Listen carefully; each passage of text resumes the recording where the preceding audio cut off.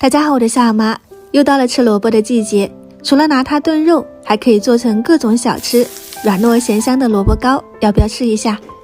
我这里准备了3个萝卜，大概3斤重，刮皮后切去头尾，用擦丝器擦成细丝，每次擦的最后一点点我都不敢动了，我可不想加餐。在里面加入1勺盐，翻拌均匀，腌一小会儿，腌出汁水，去除萝卜的辛辣味，再把水分拽干拽透。配菜放点芹菜碎、生花生粒、盐、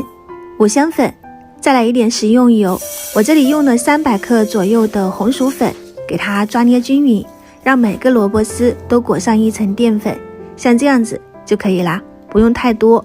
家里如果有腐竹皮，就可以垫上1张，中间多放一点萝卜丝，按压紧实，然后再卷起来，就是素菜的广章，也就是萝卜丝广章。这样不管是炸着吃或者是煎着吃都特别的香。我们放进蒸笼里面，太长可以对半切开，间隔摆放。没有腐竹皮，你像这样子给它拽紧实，拽成一个丸子的状态，就是潮汕小吃萝卜果啦。同样是放进蒸锅，水开，上锅蒸上30-40分钟，这个时间是一定要蒸透，里面的花生啊其他的味道才够软糯好吃。